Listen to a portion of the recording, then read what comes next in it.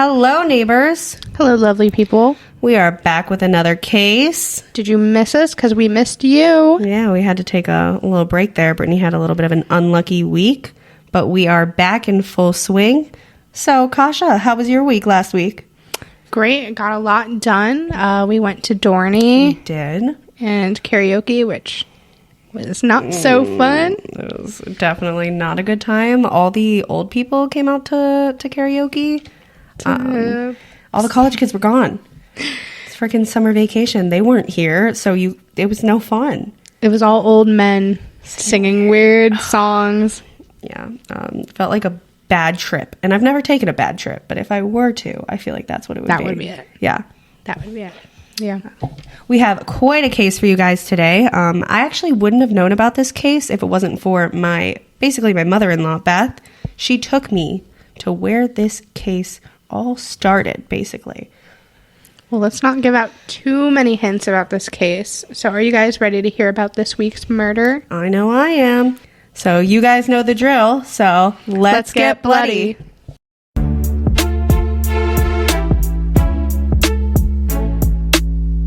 Our case starts on a hot summer day in Easton, PA, August 5th, 1996 to be exact, when a prostitute on probation for drugs is stabbed in the arm and burned using a heated-up metal hanger. Her name is Kathleen Segusti, but we'll be calling her Kathy for the rest of this case. Her assailants, 19-year-old Corey Mayweather and 20-year-old Kwame Henry, were local drug dealers in the area. Luckily for our case, Kathy decided to report her assault to the police. Now, this isn't the only incident she told the police about.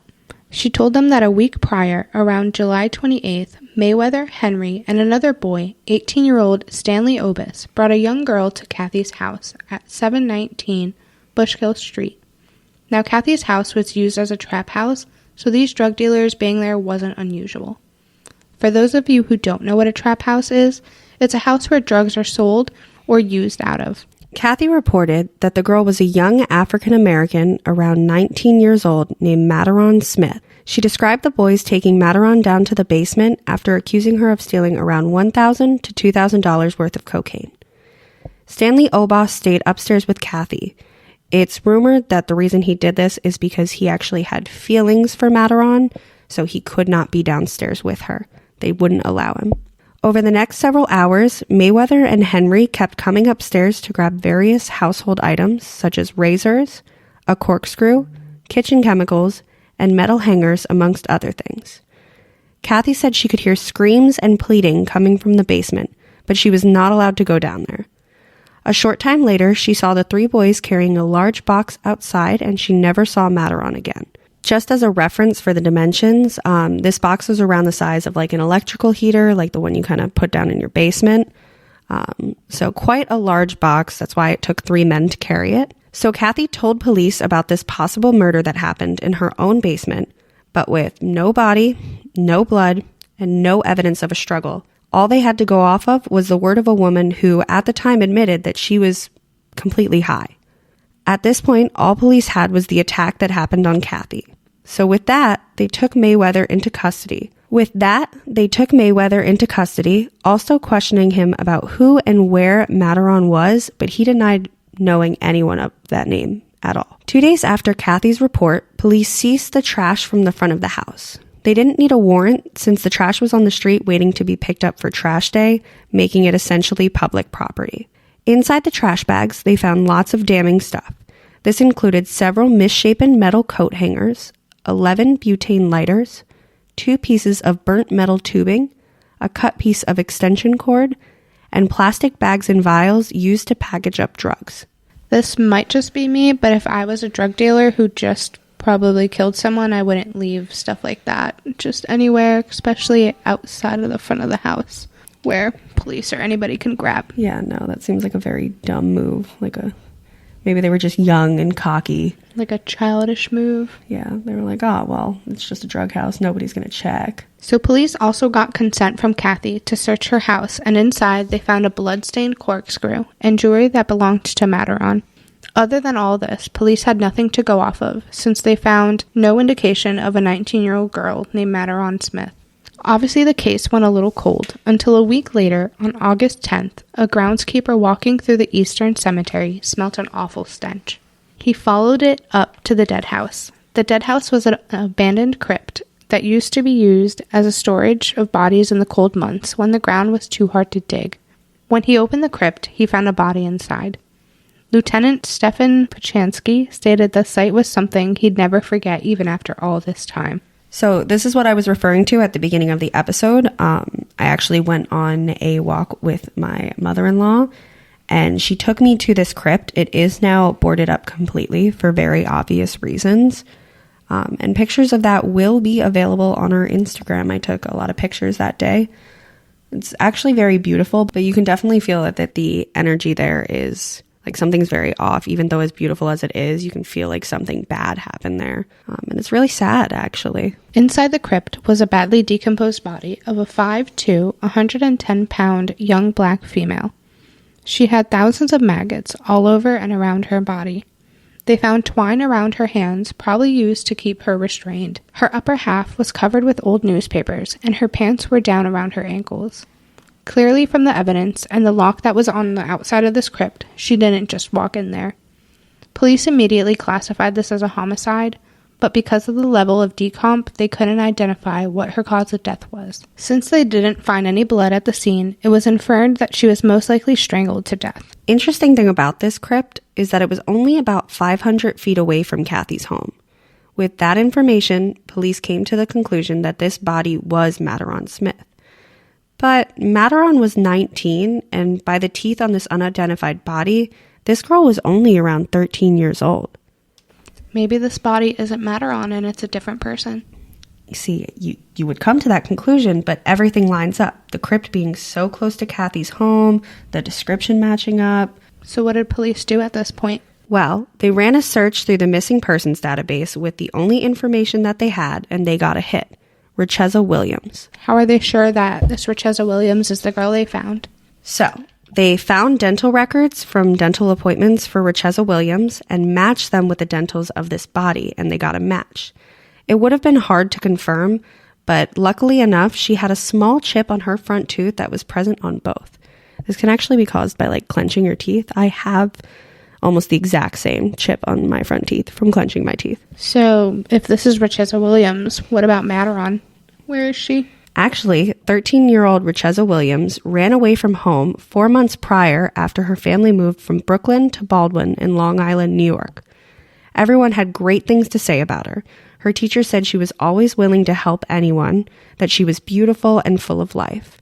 And her mother said that she was a lovely girl and she just got led astray by some really bad people. After Richezza ran away, she was able to get a fake ID, thus giving herself the name Madaron Smith. With her new identity and her new age of 19 and a job as a drug runner, she was able to get an apartment with her boyfriend until he was arrested and she had to move. They also showed a picture of Richezza to Kathy, and she confirmed that this was the girl, this was Madaron, that she saw at her home. Now, why did Madaron or Richezza pick Easton out of all places to run away to? Well, honestly, at the time, because remember, it's 1996, the drug business was booming, and Easton had the best drug prices, no shortages, and less cops, making it the best place to make money running drugs between Easton and New York. So, she was smart for what she was doing, and doing this is how she met all three boys, Mayweather, Henry, and Obas. So police now have a body, a crime scene, and a positive identification of the victim, but no time of death or way to tie any of the boys to the murder. So what did they do? How did they figure this out?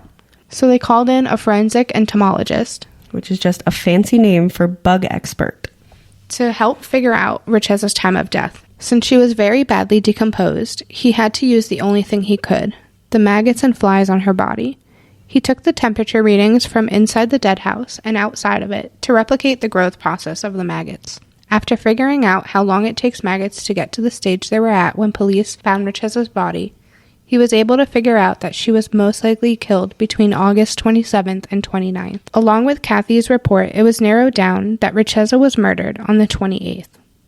So police have a time of death, but still no way of tying any of the boys to the murder. so they go back to the crypt to look around some more. After sifting through all the leaves and debris inside the crypt, they found something. A chewed-up wad of big red gum with a teeth indent in it. Police remembered seeing this gum being chewed by Mayweather when he was brought in for questioning. Actually, he also carried packs of it wherever he went since it was his favorite gum. This is what they needed to tie Mayweather inside the crypt, so the gum is sent off for DNA testing. But police stop the testing before it starts because if they continue, they would no longer be able to get a tooth impression from the gum. After they stopped the DNA testing, the gum was sent off to make a mold of the teeth that chewed it. The mold showed the teeth were shaped a specific way, which matched Mayweather's teeth, solidifying the fact that he was inside the crypt with Richezza. After hearing this damning evidence, Mayweather waived his rights and signed papers attesting to everything that he saw. But his version of the story didn't place him in the basement, because of course it didn't. In fact, he said he only grabbed the items used for torture and handed them to Obas and Henry. Not only did he name Obas and Henry, but he said he saw Henry beat Williams before that day because she quote-unquote messed up a package.